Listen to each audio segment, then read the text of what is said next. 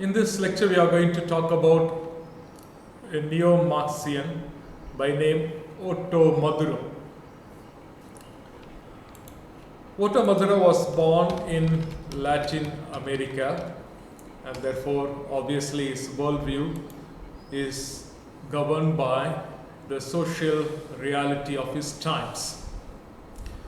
He basically deals with the relationship between the class conflict which we experience in society and the dynamics within religion.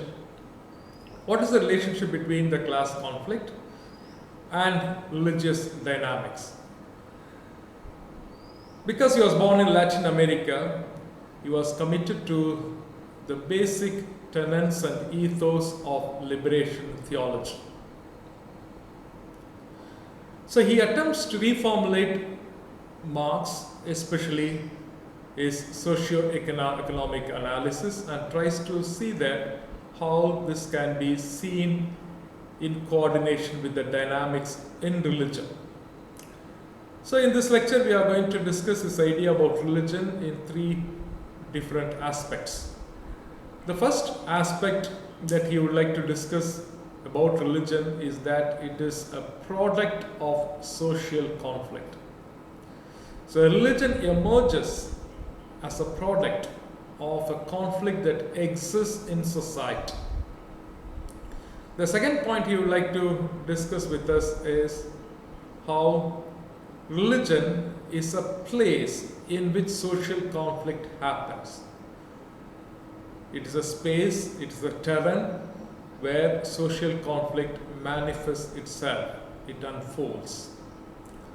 Third, religion is also an active agent of social conflict. How religion itself creates social conflict. So these are the three aspects from which he looks at the dynamics within religion. Here's a small, nice write-up, Religion and Social Conflict. You can read that at your own time if you are more interested about liberation theology. Let us now take up the first aspect of religion which he proposes. Religion is a product of social conflict. So he begins by asserting that religion does not exist in vacuum. Vacuum means as though religion has no social context. Contrary to that, religion is situated historically, socially, and geographically. So religion does not exist independent of the social reality. It is part and parcel of the social reality in which you and I live. Because it is part and parcel of the social reality, it is situated socially, historically, and geographically. It is also determined socially and historically. So because it is determined socially and historically, religion operates within the finite sets of alternatives. In other words, it doesn't have infinite sets of alternatives. Insofar as society, social reality is finite, it can give you a few alternatives which are finite, not infinite. Because it is situated in the society, and therefore the central structure of the society is the mode of production, religion also represents this structure. So every society has different structures, and the fundamental structure from the Marx point of view is the mode of production. In other words, the economy.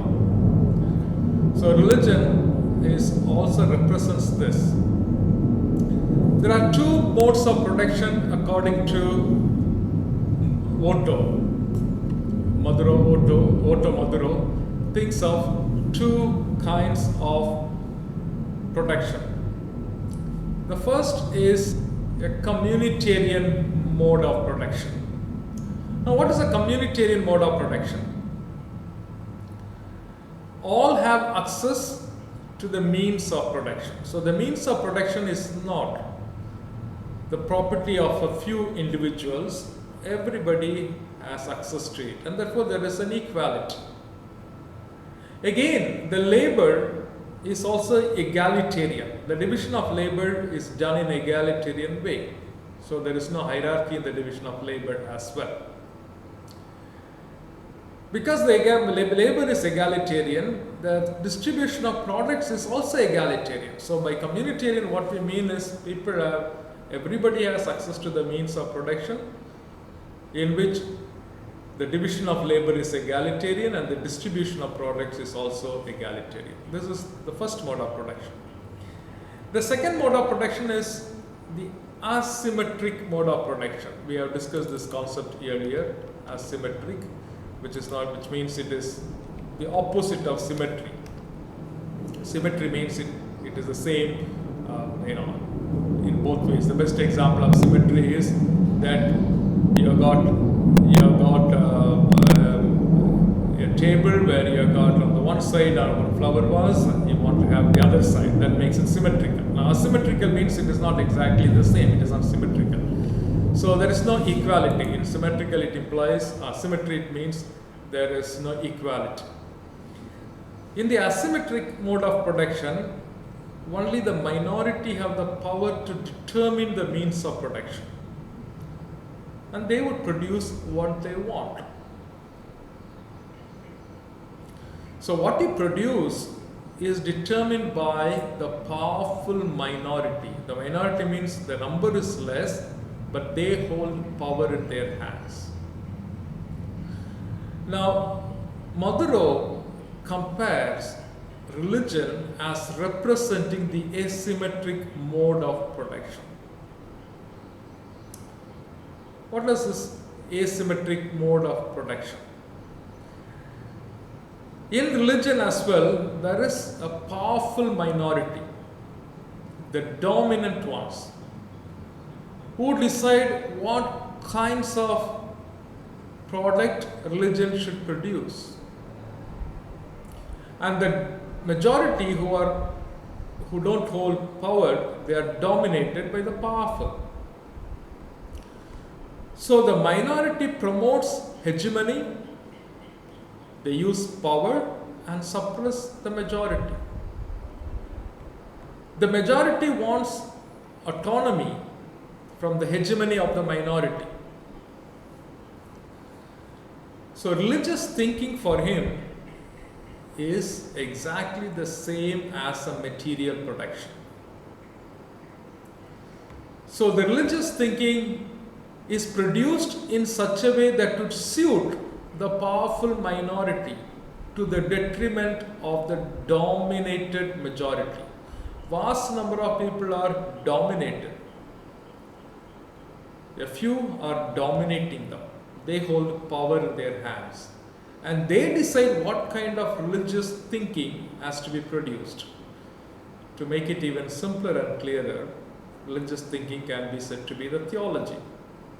So the few minority decide what kind of theology they have to produce, and the majority have no say in this. So religion is exactly representing the mode of production that exists in a society. The society in which we live is promoting asymmetric mode of production. Of course, here production in terms of material goods. When it comes to religion, it is a production of spiritual goods. Who decides what is to be the sacraments? Who decides what is to be the religious doctrine? Who decides what is the proper theology? A few powerful minority.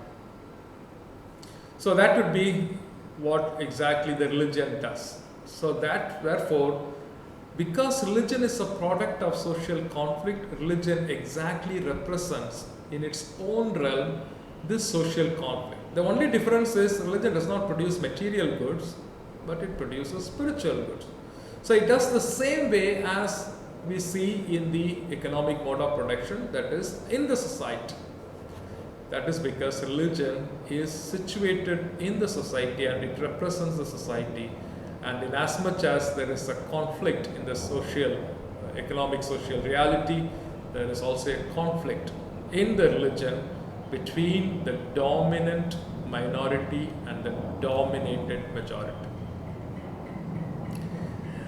The second aspect of religion, as he conceives it, is religion is a space of conflict. It is a terrain of conflict. It is a locus where conflict unfolds, where conflict happens. Religion produces meaning, a particular worldview. It tries to make sense out of certain human experience, including death. And religion also produces means of salvation. But this worldview, if it has to be held intact, we need to have a certain whole set of practices. Now, in order to produce this means of salvation, you need certain instruments for that. These instruments involve all that we use in religion, the sacred book, the code of canon law, the preaching, the theology, and so on. And Madhura observes this religious protection of salvation originally was a communitarian affair, where everybody had equal access to the means of protection. Of course, here it is a religious protection. But as it evolved, it became specialized. A body of specialized people take over the protection. And therefore, they begin to control this religious protection. This specialized people, group of people, is called the clergy. So religious protection becomes the monopoly of the clergy. But the clergy is only a few people who are clergy. But they are the dominant ones. And who are the dominated majority? The non-ordained, the lay persons. So this inevitably leads to a distinction between the clergy and the laity. Because the clergy, they are the powerful, dominant, and the laity are the powerless, the dominated, but majority. Madhura even goes further to say within the clergy there are two types of clergy. There are higher clergy and lower clergy. The interests of the higher clergy are not the same as the interests of the lower clergy. So there is also a conflict between the higher clergy and the lower clergy within the clergy itself. Because the higher clergy, they have the monopoly over the means of religious protection. Basically, these are the theologians, or those who hold power, those who are the highest ladder of hierarchy. They produce what they like. The lower clergy are merely the salesmen. They must sell the products that is created by the higher clergy and convince people to buy it. So you see, within the clergy itself, there is higher clergy who kind of monopolize the means of protection. They determine what is theology, they determine what is sacrament, they determine what is the right religious teaching. The others are only merely to kind of transport it. They have to somehow take it from what is produced by the higher clergy to the lay people. So also among the lay people, there are two kinds of groups according to Madhura. There is a dominant minority and the dominated majority. Now what does this mean, the dominant minority and the dominated majority? Because there are some people among the laity who are also dominant, who have the power. But this power does not come from their religious ability of means of protection, but they hold power because of their socio-economic status. So the higher clergy would produce the religious goods primarily to satisfy the need of the dominant minority among the laity. Even among the laity, there is a dominant and the dominated. But the dominant are always minority. These are the people, like if you observe in your own parish circles, these are the people who will be holding important positions within the parish. The people's needs, therefore, are not satisfied equally. So the dominant minority would somehow get more satisfied, and the dominated majority would get less satisfied. So the religious protection is a protection which also satisfies the conflicting groups, but in different ways. So you see how religion becomes a space in which social conflict unfolds itself. Third aspect of religion, Maduro suggests, is religion is the active agent of social conflict. Not only is religion a product of social conflict, but religion itself promotes social conflict. It is an agent of creating social conflict.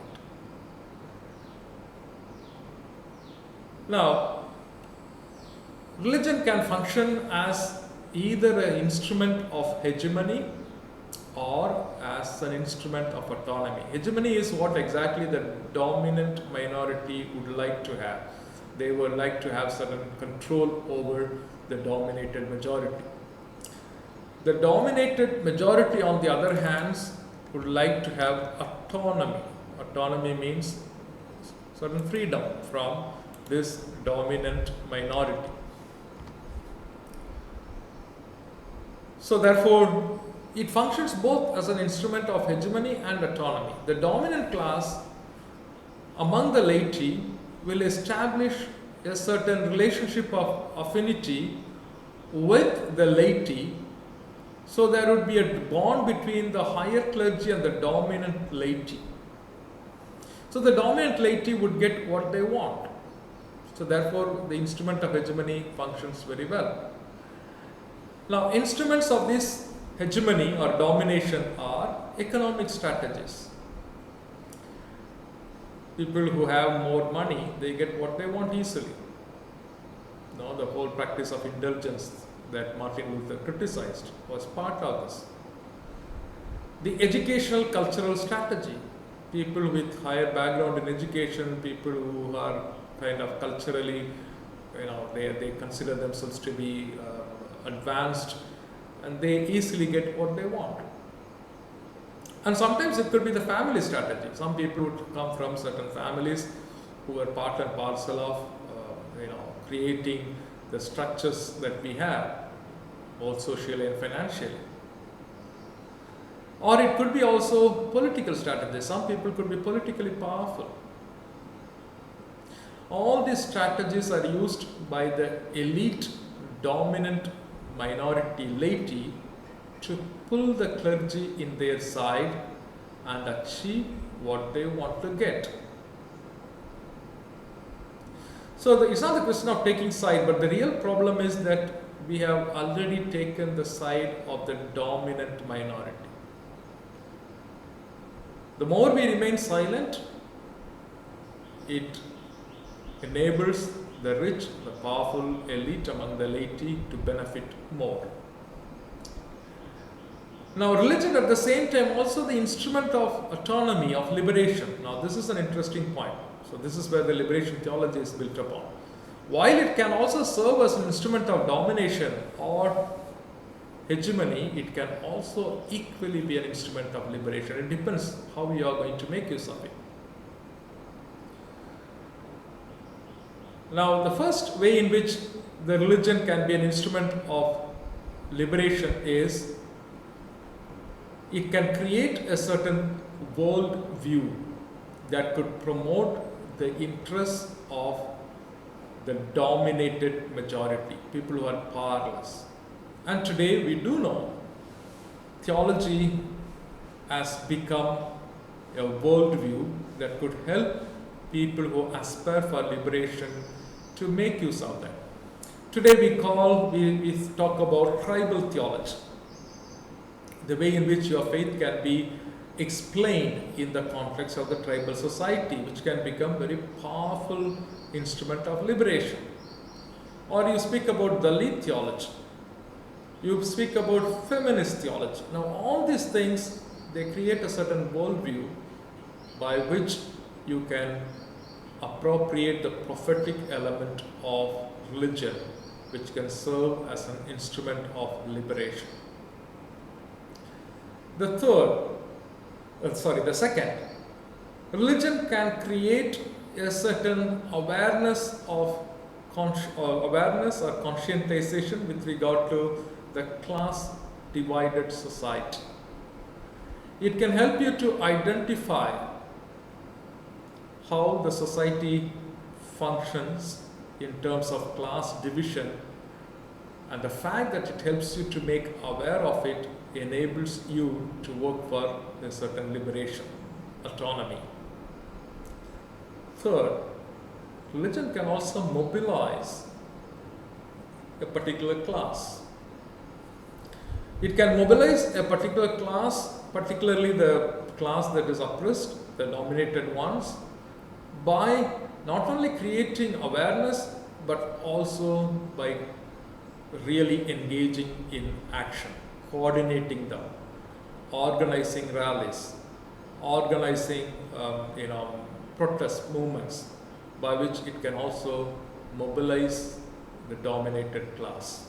So in these three ways, religion can also be instrument of liberation by appropriating the prophetic ideal of the religion and creating the worldview which would enable them to have a certain theology which would be helpful for their liberation, to create awareness about the class divided society, and also to mobilize people for action to get rid of this class divided society. So these are the three ways in which religion can also serve as instrument of liberation. Therefore, religion as an active agent of conflict is not in a negative way.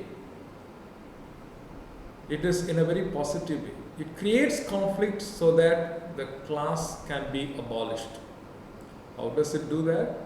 By creating a certain worldview, a certain theology, which incorporates the prophetic idea, by creating awareness among the classes about the class divided society, by also mobilizing the classes, particularly the dominated ones, the oppressed ones, for action. Now, I have summed up this idea for our understanding within the limited time.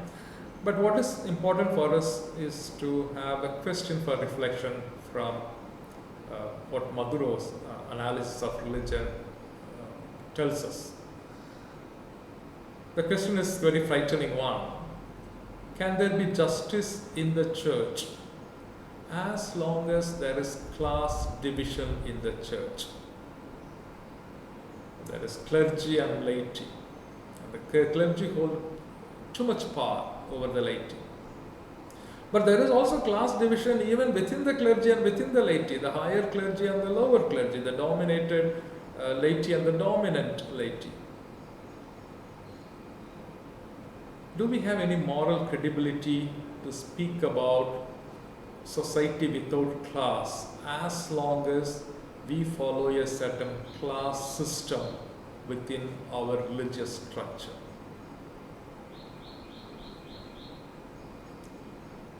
This is for us to think about, to reflect. How can we get rid of the class structure within the society? As long as there is class structure, class division within the society, can there be real justice in the church, though we often speak about justice? With this, I end this lecture, and then I will open it up for discussion. Thank you.